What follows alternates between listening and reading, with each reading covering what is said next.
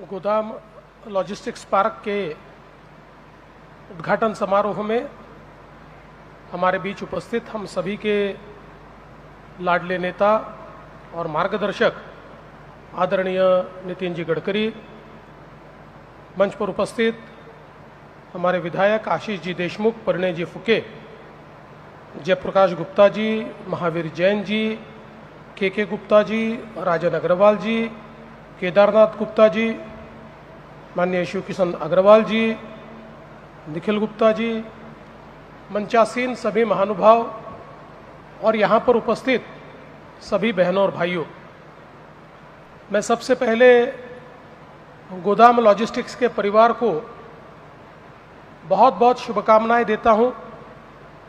एक बहुत ही आधुनिक स्टेट ऑफ आर्ट इस प्रकार का लॉजिस्टिक्स पार्क आज हमारे नागपुर जिले में उद्घाटित हुआ है और निश्चित रूप से नागपुर जिले के आर्थिक विकास में एक बहुत महत्वपूर्ण भूमिका इस लॉजिस्टिक पार्क के माध्यम से उसका निर्वाह होगा, इस बारे में मेरे मन में कोई शंका नहीं है।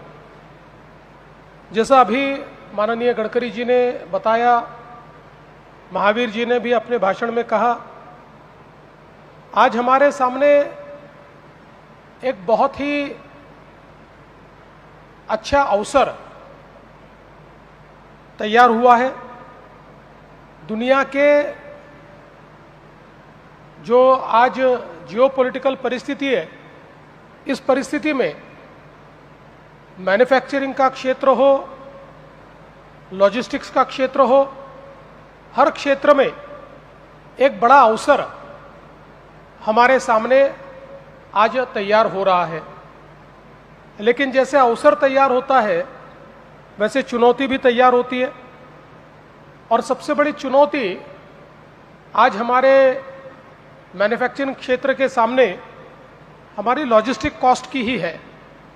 जैसा गडकरी जी ने भी बताया कि हम अगर ग्लोबल सप्लाई चेन का भाग होना चाहते हैं और जो आज दुनिया की सप्लाई चेन शिफ्ट हो रही है उसका फायदा अगर हम लेना चाहते हैं तो ग्लोबली कॉम्पिटिटिव होना पड़ेगा। और ग्लोबली कॉम्पिटिटिव होने में हमारे देश में जो लॉजिस्टिक कॉस्ट है वो एक सबसे बड़ा रोड़ा है, और उसी के चलते हमारे देश में हमारे प्रधानमंत्री जी ने गति शक्ति की योजना तैयार की। गति शक्ति प्लेटफॉर्म के माध्यम से हमारे लॉजिस्टिक्स को, हमारे मूवमेंट को हम किस प्रकार से गति दे पाएंगे, इसका विचार उसमें हुआ। उसके साथ अलाइन करके महाराष्ट्र में भी हमने एक नई लॉजिस्टिक पॉलिसी तैयार की। इससे पहले हमने 2018 में पॉलिसी तैयार की थी, लेकिन उसके बाद कई चुनौतियां बदली और हमने नई लॉजिस्टिक पॉलिसी जब तैयार की तो उस पॉलिसी में महाराष्ट्र को, चूंकि महाराष्ट्र एक मैन्युफैक्चरिंग हब है, तो इसको हम लोग लॉजिस्टिक्स के हिसाब से कैसे लिवरेज कर पाए, इसका विचार करके हम लोगों ने क्षेत्रवार लॉजिस्टिक्स कैसा होगा, क्या इंसेंटिव होंगे, किस प्रकार से उसको हम लोग फैसिलिटेट करेंगे, ऐसी सारी चीजें की। और ये करते समय हमारे ये ध्यान में आया कि लॉजिस्टिक्स में नागपुर एक बहुत महत्वपूर्ण भूमिका कर सकता है।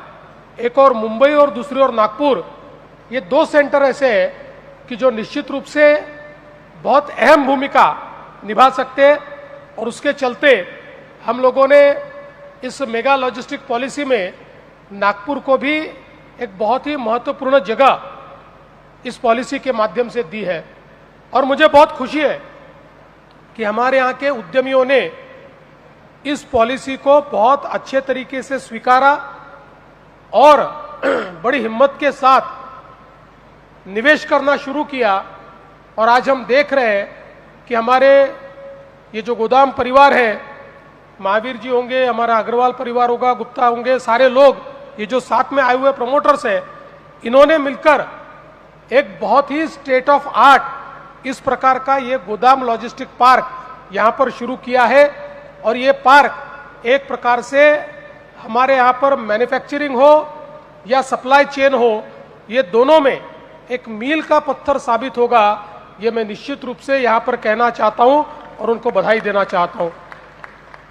आज निश्चित रूप से इतने बड़े पैमाने पर हमारे यहाँ इंडस्ट्री आ रही है। आज विशेष अगर हम लोग देखें तो महाराष्ट्र में पहले केवल एमएमआर रीजन में इंडस्ट्री आती थी। एमएमआर और पुणे ये हमारा इंडस्ट्री का मैग्नेट था। अब धीरे धीरे नासिक भी मैग्नेट बना, छत्रपति संभाजीनगर भी बना, नागपुर भी बना और अब गढ़चिरौली भी बन रहा है। तो इस प्रकार से जब हमारा मैन्युफैक्चरिंग का पोर्टफोलियो ये डाइवर्स हो रहा है, ऐसे समय इस पोर्टफोलियो को मेंटेन करने के लिए आधुनिकतम लॉजिस्टिक की फैसिलिटी ये बहुत ज़रूरी है। दूसरा, नागपुर मुंबई समृद्धि हाईवे से हम लोगों ने अब नागपुर को जेएनपीए के साथ, जेएनपीटी पोर्ट के साथ जोड़ा है और अब देश का सबसे बड़ा पोर्ट वाडवड़ ये हम लोग मुंबई के पास डहाणू में बना रहे। ये देश के सबसे बड़े पोर्ट जेएनपीटी से 3 गुना बड़ा पोर्ट है और दुनिया के पहले 10 पोर्ट में ये पोर्ट इसका शुमार होगा। इस प्रकार का ये बड़ा पोर्ट है। 2028 तक या 29 की शुरुआत तक इसका पहला टर्मिनल हम लोग ओपन करने की कोशिश कर रहे हैं। ये एक ऐसा पोर्ट है जो लॉजिस्टिक के क्षेत्र में और सप्लाई चेन के क्षेत्र में महाराष्ट्र को 30 साल आगे ले जाएगा और भारत की अर्थव्यवस्था में एक बहुत बड़ा कंट्रीब्यूशन देगा। इसलिए हमने ये प्रयास किया कि पहले दिन से ही इस पोर्ट के साथ हमारी कनेक्टिविटी बने। इसलिए समृद्धि महामार्ग पर इगतपुरी से एक डेडिकेटेड रोड फ्रेट कॉरिडोर जैसा ये हम लोगों ने अभी बनाना शुरू किया है, जो मात्र 1.5 से पौने 2 घंटे में सीधा हम लोगों को इस पोर्ट पर ले जाएगा। तो एक प्रकार से अगर हम विचार करें तो नागपुर से अब वाडवड़ पोर्ट की दूरी 8 घंटे से ज़्यादा नहीं होगी।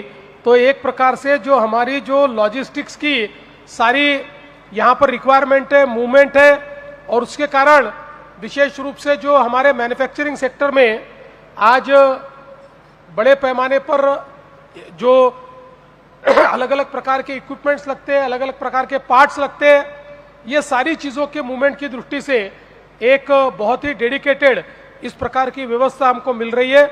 और जिसके चलते मैं ऐसा मानता हूं कि आने वाले समय में बहुत बड़े अवसर हमको इसके माध्यम से मिलने वाले हैं। मैं तो ऐसा मानता हूं कि जैसे महावीर जी ने कहा कि आप और एक्सपांशन कर रहे हैं और 2 लाख स्क्वायर फीट का आप यहाँ पर जो बांधकाम है उसको कर रहे हैं। अभी हम ऐसे फेज में हैं कि नागपुर में इस लॉजिस्टिक्स पार्क जैसे कम से कम 20 पार्क हमको चाहिए। इतने बड़े पैमाने पर आज इसकी मांग है। अभी मैंने जितने लॉजिस्टिक पार्क का नागपुर में उद्घाटन किया, नितिन जी ने जितने पार्क का उद्घाटन किया, उद्घाटन के समय वो सब बुक है, किसी के पास स्पेस बची नहीं है, एडवांस में उसका बुकिंग चल रहा है। तो मुझे ऐसा लगता है कि जो लॉजिस्टिक्स की हमारी अपेक्षा थी कि नागपुर एक सेंटर बने, नागपुर एक कैपिटल बने, उस दृष्टि से अब हम लोगों की यात्रा शुरू हो चुकी है। और उस यात्रा में आपने जो काम किया है ये बहुत ही प्रेरक इस प्रकार का काम है। आपका ये कार्य देखकर और भी हमारे जो उद्यमी हैं इस क्षेत्र में आएंगे और निश्चित रूप से नागपुर को एक नई दिशा और नागपुर को एक नई गति देने का प्रयास करेंगे। मैं फिर एक बार इस बहुत ही अच्छे कार्य के लिए आपको धन्यवाद देता हूं और आपने हमको इसके उद्घाटन में बुलाया, इसलिए आपका आभार व्यक्त करते हुए अपने शब्दों को विराम देता हूं। धन्यवाद। जय हिंद।